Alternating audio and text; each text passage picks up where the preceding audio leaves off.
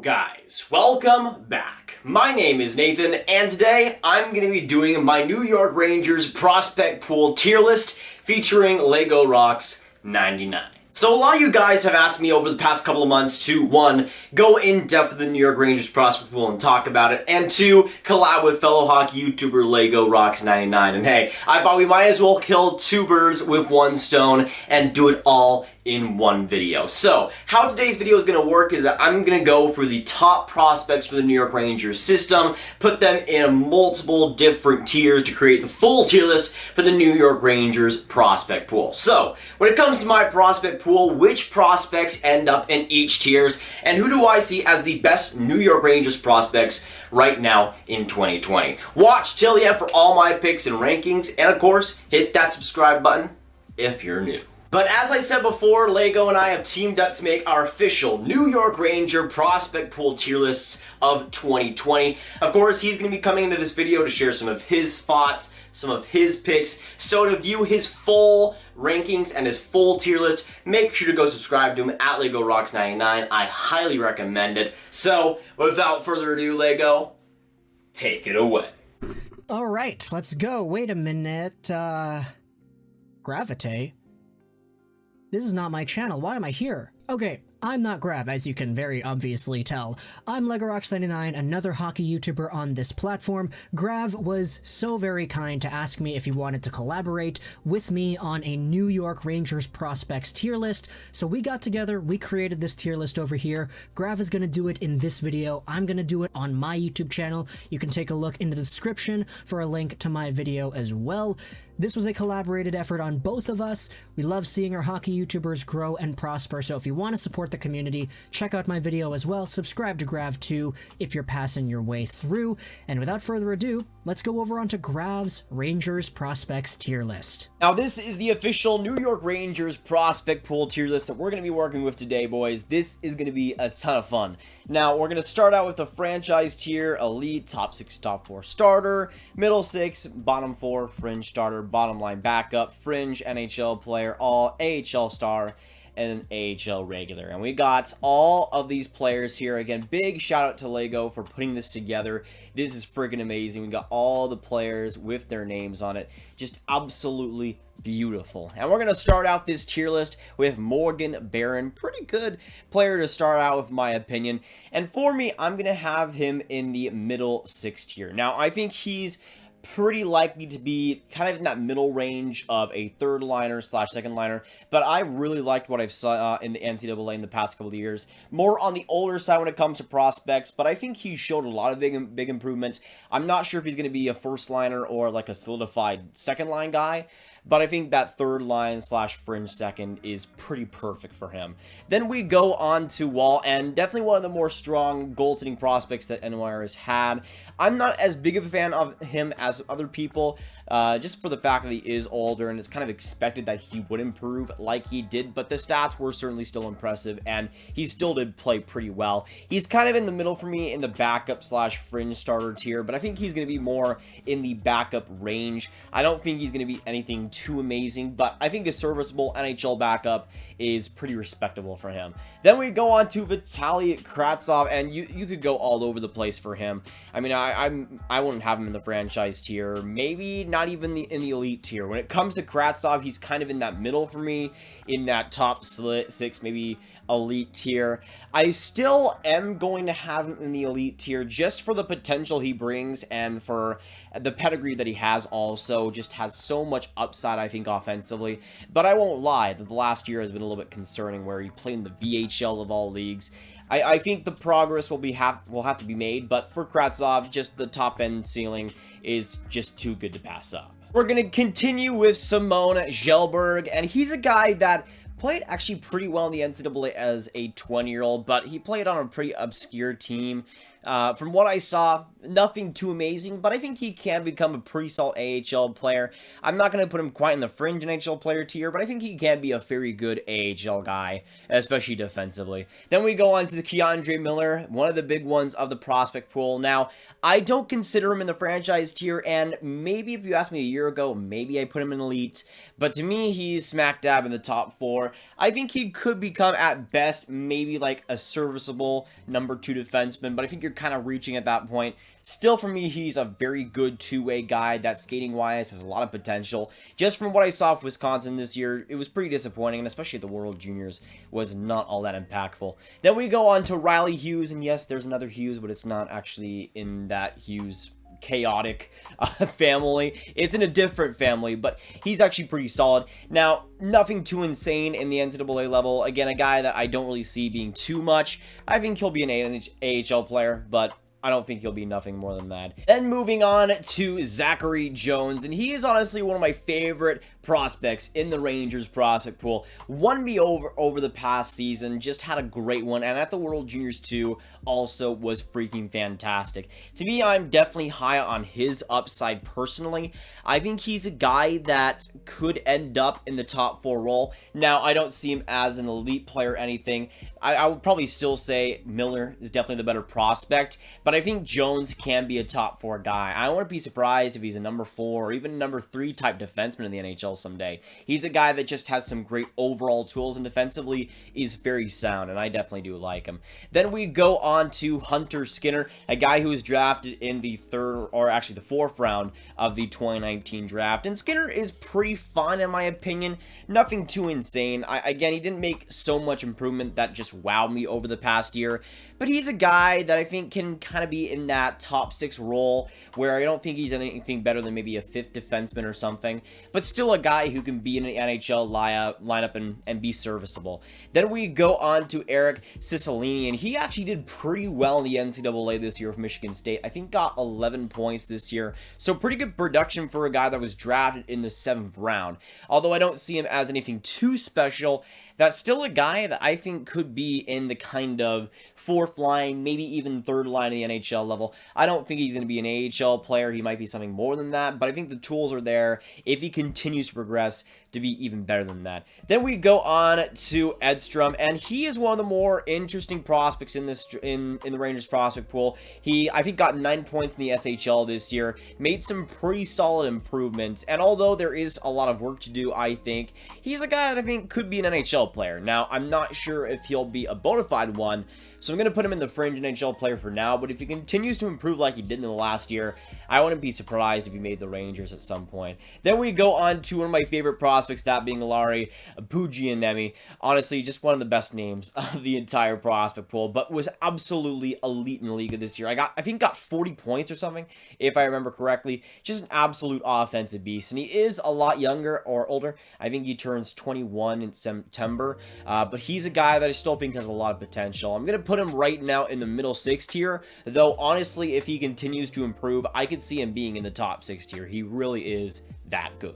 Then going on to Olaf Lin Boom, and when it comes to him, back when he was drafted in 2018, I'm going to be honest, I was really confused by the pick, because from what I saw from him, he just wasn't all too special, and with the progress he's made recently, he hasn't really turned my head whatsoever. I mean, I think there's some potential there, but right now I'm going to have him in the fringe NHL tier / AHL star. I really just don't think there's that upside in him that'll really turn into an NHL type goaltender. Then we go on to Jacob Ragnarson, and Ragnarson is an interesting prospect because he's actually been pretty okay in the Allsvenskan so far in his career, but he's gonna turn 21 this year, I'm pretty sure, and he's just a guy that I'm really not sure can make the progress needed to get up to the great NHL level. I think he's a guy that could, but with the projection right now, I think he's more in the great AHL player if he ends up coming over. Then we go on to Cali Howleen, and he's one of the guys that is more unproven in this list, but I still think has some potential. To me, he's more in the AHL star tier if he ends up coming over, but he's been decent so far in the SHL. Nothing too special, but the tools are there to be something, I think. Then going on to Tarbell Rhiannon, and he's a guy that has made so much progress over the past couple of years. Definitely one of the best Finnish defenseman prospects in the league right now. Had a great year in 2019. Production-wise, took a little bit of a step back this year, but was still very good. And as a defenseman, I think has the tools to be a very solid guy.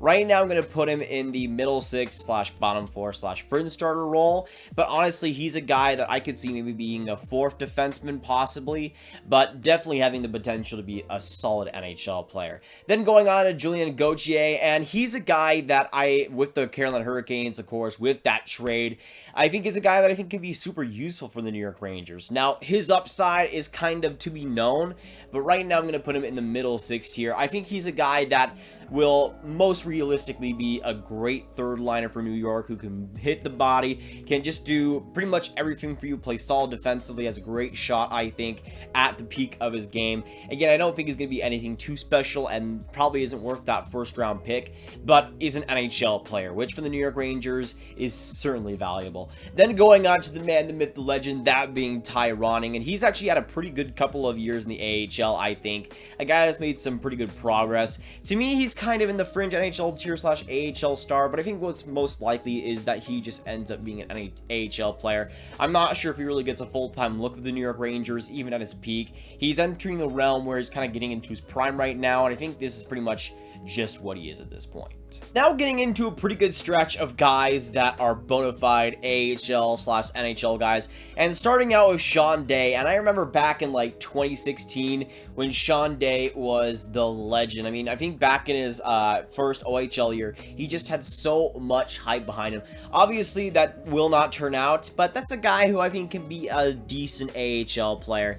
Again, I'm not sure if he'll be an AHL star, but a guy who can, you know, make some money back there. I don't think he's going to get a look at the New York Rangers, but we'll see. Then going on to Matthew Robertson, who the Rangers drafted in the 2nd round in 2019. A guy that I think has some serious upside as a very dependable, very reliable guy who also has some decent underrated offensive skills. Now, with Robertson, I think he's a good project to have just in a Hartford system where he just kind of whittles away with his game. He might not be there in a couple of years, but once he finally gets developed to the pro game, that's a guy that I think can be useful for New York. I'm going to put him right now in the middle 6/bottom 4 as a guy who I think can be a pretty solid, maybe 5th, maybe 4th defenseman. But for where New York got him, certainly some solid value there, and I think he will likely turn out. Then going on to Ryan Grupp, a guy who was taken in the 2nd round a few years back. To me, I really don't see too much serious upside on him. I think he'll pretty much just be an AHL regular/star, but I think he might get a look at the NHL level for a bit. Just, I don't see the offensive skills really to stick with New York. Then going on to Adam Huska, and he's a guy that was drafted in the 2015 draft, goaltender, by the way, but a guy who I think actually has a pretty good ceiling, actually played pretty well in the AHL games he did play, and very great in the ECHL games he did play. To me, he's kind of in that wall territory where I think he can be an NHL player, just I'm not sure if he makes much of an impact after that. Then going on to Ryan Lindgren, and Lindgren's first year in the NHL was kind of iffy at times. Sometimes he was super promising, other times he would make some pretty iffy decisions, but to me, he's a guy that I think can be an NHL player, and I'm not sure if I'm going to put him in the middle 6 category, but I think he's a guy who can be a 6th, 5th defenseman on a pretty good team, but a guy that can be serviceable, which for the New York Rangers defense is kind of badly needed. Then going on to Libor Hajek, and I've never really been a big fan of what Hajek is bringing, but especially this season, I just was not all that too impressed. I think he'll be a decent NHL player at his peak, but to be honest, I'm really not sure of the potential he has at this point. I think he's kind of in the middle of the bottom line /fringe NHL player, but he's getting up there in age a little bit. I think this is pretty much what he is, and unless he substantially improves, I'm not sure if I'd really want him on the Rangers defense for now. Then going on to the man, the myth, the legend, Igor Shish Jerkin, and for me, he's going to be the one prospect to, yes, you guessed it, go in the franchise tier. To me, he's been one of the best goaltending prospects, one of the best prospects, period, over the past few years. Has just absolutely lived up to the potential of New York so far. To me, he is a franchise goaltender, and from what he's shown so far, man, the sky is the absolute limit. Then going on to Elmer, and he's a guy that, you know, is fine. You'll see some prospects who are kind of just iffy, and I think he's a guy who will be an AHL regular already with Hartford, but I don't know. I just don't see too much in him. But now actually getting into a few free agents that New York has signed, and I wanted to just highlight a couple of these guys that I think actually could become pretty solid. Now, first up, we have Justin Richards, and he's a guy that actually has made some pretty great progress in the NCAA over the past couple of years. I think for New York, can maybe even be a middle six guy, but for now, I'm going to have him in the bottom line. Let's just look at his elite prospects. Center, age 22, signed by the New York Rangers. By the way, has won 2 NCAA championships with the University of Minnesota Duluth, baby. But this season with 2020, he got 25 points in 34 games, though the last year he got in 42 games 32 points. And then we look over to Rushlov, or just Rushlov, and he's a guy who I think can be pretty decent when it's all said and done, kind of in the Richard territory. I'm going to have him as a fringe NHL player, but just looking at his stats, 22, will turn 23 in September, right winger, 6'7", by the way, an absolute behemoth. But in the past couple of seasons has been pretty consistent points-wise, got 27 points last year in 36 games with Western Michigan U, and then 26 points in 36 games this year. Then we go on to Patrick Danko, and he's a guy that has made some really big moves over the past few years, really working his way up. I think he's kind of in the Rangers territory as well, but I'm going to actually have him in the bottom line tier because I think there's some pretty decent upside. Now, Patrick Danko, Hartford Wolfpack now, center, 6 foot, 21, will turn 22 in October, but he's a guy that's worked his way up from the USDP, from the World Hockey Challenge, USHL, and then it's just absolutely clamored with the Michigan State U. Last year in 2020 got 33 points in 36 games, and the year before that 37 points in 36 games, played 1 game with the Hartford Wolfpack. So I think there's some pretty good upside there in a guy like that, and I think he could also be in the middle 6. You could definitely make a case for that too. Then going on to Swiss defenseman Nico Gross, or Gross, I don't even know how you pronounce it. Either way, I'm just going to call him Nico, because Swiss players like to be called Nico, apparently. But with Gross, I think he's a guy that I'm not really sure has like a top 4 upside or anything, but I think can be an NHL player. I think he's kind of more in the bottom line, but I could see a path paved where he just continues to grind at Hartford and get work done. I could see that happening. I like his 2-way game. He has some strong offensive tools. If he does translate that, though, I think I'm waking up in 6 hours. All right, good to know, computer. Good to know. And then we go on to Carl Hendrickson, and he was one of my favorite prospects in the 2019 draft, I think. Yes, 2019 draft. And when it comes to Hendrickson, he's a Swedish stud, absolutely. Now, when it comes to Hendrickson, I just love the overall ability that he has. The 2-way game is very strong, very smart player, very smooth skater as well. Although I really don't see him being insane, I think he will be a middle 6 guy that you can plug in the third line, and he'll just get the job done. He'll just be reliable, and that's super valuable too.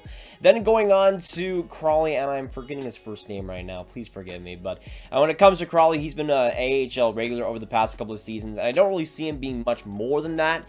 He's kind of at the point where he's like in his early 20s, where he's starting to get in a groove, but he kind of is what he is, and I think he's just an AHL player at this point. Then going on to Tim Gettinger, who was drafted in the 2nd round, I believe, a couple of years back. No, actually the 5th round. I don't know how I got that wrong. Either way, with Gettinger, he's actually made some pretty good progress recently, has been working his way up, and over the past couple of seasons in the AHL of Hartford has actually done pretty well. For me, Gettinger will be in the bottom line. I could see him possibly being a 3rd line guy, but I think he'll be an NHL player that can eat up some minutes, be solid physically, and can just be a solid player overall. Nothing special, but a decent pick for New York in the 5th round. Then going on to Levy Alton, another player who I really liked for New York. They got him in the 2019 draft in the 5th round, which I thought was an absolute steal. I love Alton quite a bit and always have. I think I had him in my 2nd round in my rankings last year. Just a guy that can do everything, has a solid defensive game, I think, but also has some great offensive skills